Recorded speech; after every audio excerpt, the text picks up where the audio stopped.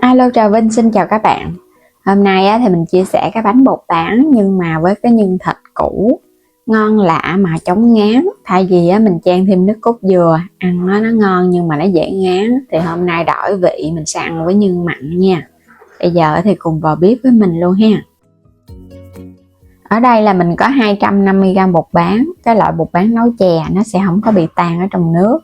Các bạn sẽ ngâm ít nhất cũng nửa tiếng để cho bột bán nó nở ra. Nguyên liệu tiếp theo là mình có một củ cà rốt để làm phần nhân. Bên đây là một cái củ cải trắng nữa. Mình sẽ sắc ra nha. Củ cải trắng và củ cà rốt kết hợp, cái màu sắc nó cũng đẹp và nó bắt mắt. Mình sắc hạt lựu ra đều để chút cho vào nhân thì chín nó sẽ đều hơn, nó không có bị cái chín cái sống. Sắc hết cái củ cải trắng này, sắc xong rồi để qua một bên.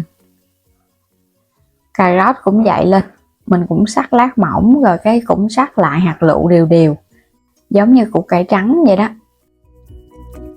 Rồi cũng để qua một bên, một chút nữa mình xào hai loại là nó chín nè. Hành lá và một ít ngò rí, hai loại sắc cùng, nó sẽ thơm hơn cái bánh của mình á.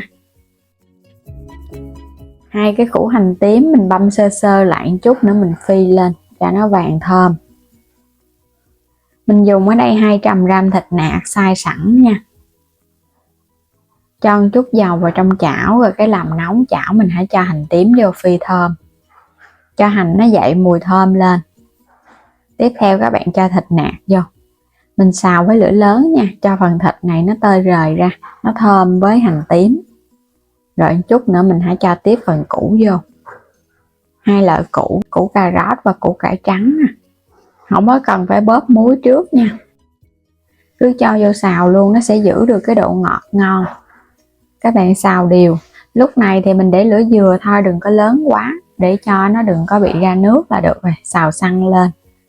Nêm vào đây muỗng cà phê hạt nêm, thêm muỗng cà phê đường, chút xíu tiêu xay, hành lá và ngò cũng cho vô hết.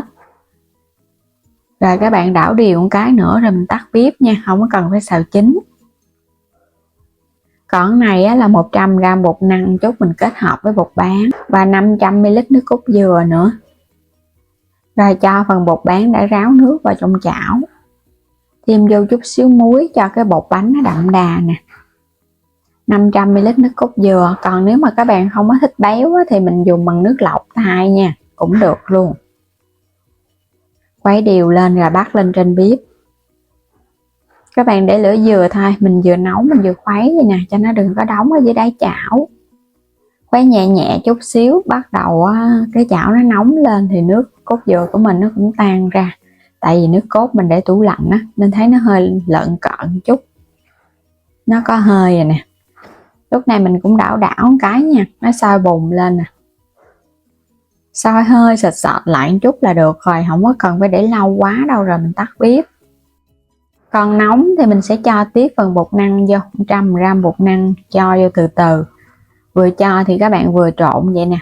Bột năng nó sẽ tạo cái độ kết dính, chút xíu bột của mình nó cũng sẽ quyện và nó khô lại hơn. Cái loại bột bán này thì mình có để ở góc trái video á, các bạn bấm vào xem sản phẩm rồi có thể chọn mua ủng hộ mình với ha. Cứ cho vô từ từ, vừa cho mình vừa khuấy đều chút xíu. Cái phần bột này nó nguội lại thì nó sẽ tụ lại thành khói, không có sợ nó bị nhão đâu. Với 100g bột năng thì kết hợp với bột bán này là nó vừa nha. Rồi bây giờ các bạn thấy nó nguội, nó quyện thành khói rồi nè. Tại vì cái bột bán mà nó nguội á thì nó nở ra thêm, kết hợp với bột năng nó sẽ tạo cái độ kết dính. Cho nó nguội hẳn thì các bạn dùng tay mình nhồi sơ lại với chút xíu dầu ăn cho nó đừng có bị dính tay. Rồi bây giờ sẽ chia bột cái mình làm bánh luôn.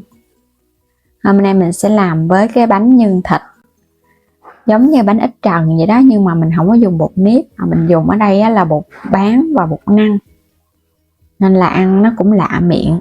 Rang cho thật mỏng, nhớ thoa chút dầu á.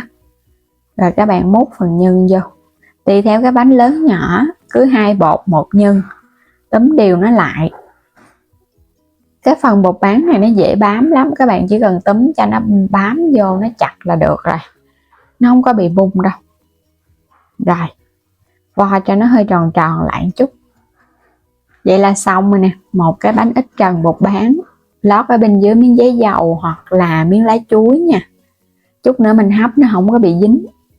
Cũng làm tương tự những cái phần bánh còn lại vậy nè, dàn dàn cho thật mỏng rồi cái mút nhừng cho vô. Làm xong hết rồi thì tổng cộng mình làm được bao nhiêu đây bánh?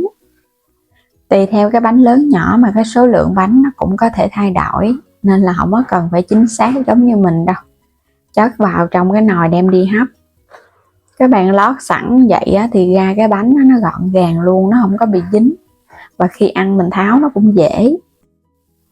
Nước trong nồi cũng sôi thì mình hấp lửa dừa 20 phút cho bánh chín. Đủ thời gian là bánh nó đã chín rồi. Ủa, thơm cái mùi nước cốt dừa quá chừng luôn. Rồi sẽ nhắc nó xuống. Bánh ngon, thơm phức, bột bán thì nó trong trong. Có thêm cái phần nhân nó ló ra bên ngoài nhìn cũng bắt mắt. Mình ăn nước mắm chua ngọt, có thêm kiệu. Kiệu này mình làm hôm Tết nè, để ăn từ từ, nguyên năm nó cũng vẫn giòn ngon. Đây cái bánh bột bán nhìn hấp dẫn quá ha. Mình thích ăn cái bánh có nước cốt dừa đó nên là pha với nước cốt dừa. Còn các bạn không thích béo thì mình pha với nước lọc, giống như là bánh đúc vậy đó. Nó có cái vị béo kết hợp thêm nhân thịt mặn nữa, ăn với chút xíu giá trụng và rau thơm. Nhanh gọn lẹ mà ngon, ăn cả ngày luôn cũng không thấy ngán. Bánh mặn mặn vậy này, chan thêm nước mắm, các bạn thêm rau sống và giá trụng vô nữa là ngon lắm. Dù là các bạn ăn no nhưng mà nó không ngán. Còn cái bánh ngọt thì mới ăn vô rất là ngon nhưng mà dễ ngán và không thể nào mình ăn no được. Thì bữa nào có bột bán các bạn cứ làm thử nha. Rồi bây giờ mời các bạn cùng thử nè. Bánh bột bán nhân thịt củ, chua chua ngọt ngọt cùng với nước mắm kiệu. Ngon, dai dai mềm mềm. Bột thì nó mặn mặn, có thêm nước cốt dừa béo béo nữa. Cái phần bột bán này ăn vào nó không bị quá dai nha. Nó dai nhưng mà dai mềm, vừa miệng lắm. Dù là để nguội cả ngày nó cũng không bị cứng. Thì chúc các bạn ngon miệng nha. Đừng quên đăng ký kênh ủng hộ Alo Trà Vinh và Alo Trà Vinh 2.